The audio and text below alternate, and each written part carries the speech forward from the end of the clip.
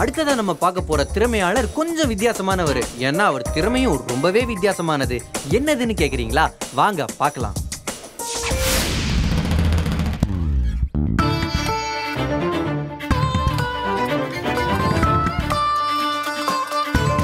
வணக்கம். வணக்கம். எங்க இருந்து வரீங்க? செங்கல்பட்டு அடுத்த திருக்கழுக்குன்றத்திலிருந்து வருகிறேன். திருக்குறள் நினைவாற்றல், திருக்குறளை 31 வழிமுறையில் ஒப்புவித்தல் மற்றும் தலைகீழாக திரைப்பட பாடல்களை பாடுவது கவனகக்கலை என்று அந்த காலத்து மன்னர் காலத்தில் இருந்தது. காலப்போக்கில் அந்த கவனகக்கலை குறைந்து விட்டது. அந்த கவனகக்கலையை முடிந்த அளவுக்கு பயின்றிருக்கிறேன். இந்த குறைந்த நேரத்திலும் முடிந்த அளவுக்கு அதை செய்து காட்ட இருக்கின்றேன். உங்ககிட்ட இந்த திருக்குறள் புத்தகத்தை கொடுத்து விடுகிறேன்.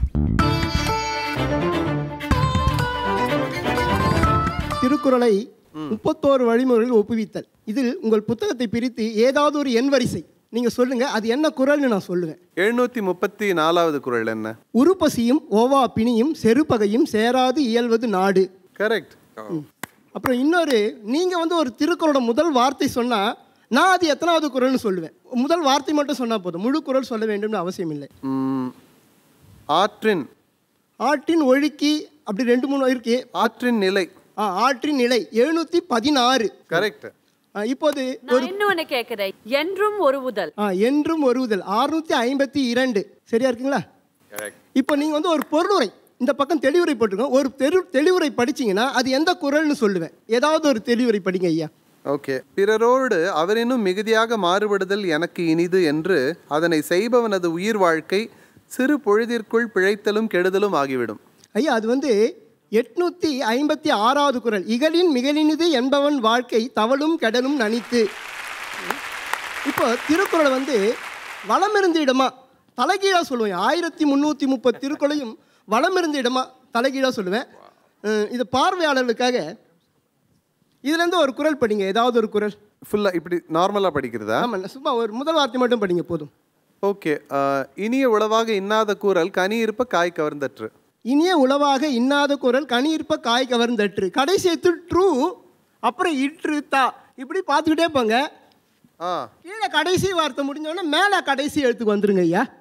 பாருங்க, இனிய உளவாக இன்னாத குறள் கனி இருப்ப காய் கவர்ந்தற்று. பாருங்க, ட்ரூ இற்று தா இந்து ஈர் வ க ஈ கா இக்கு பா இப்பு ரூ ஈ நீ கா இல் ரா கு த நா இன் ஈ க வா லா வு யா நீ ஈ. இதை வேகமாக சொன்னால் சுற்று தந்திர வைக்க ஈக்கா பப்ரி நிக்க ட்ரக்கு தனானி கவாலவு எனி.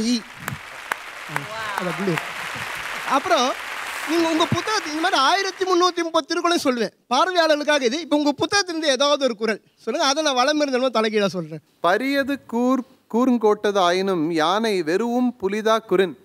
ஒவ்வொரு ஏத்தா பாருங்கய்யா.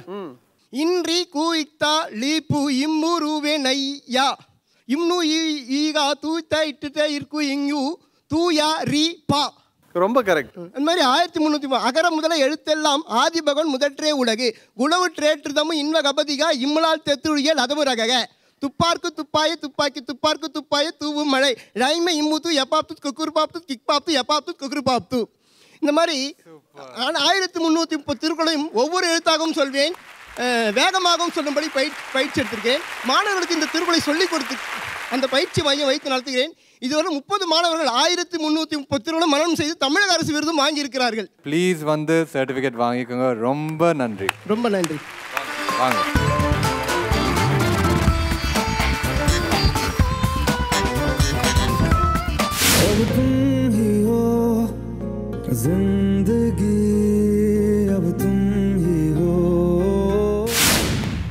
கரிய நோத போட்டு ராவண புடுக்கிறான்.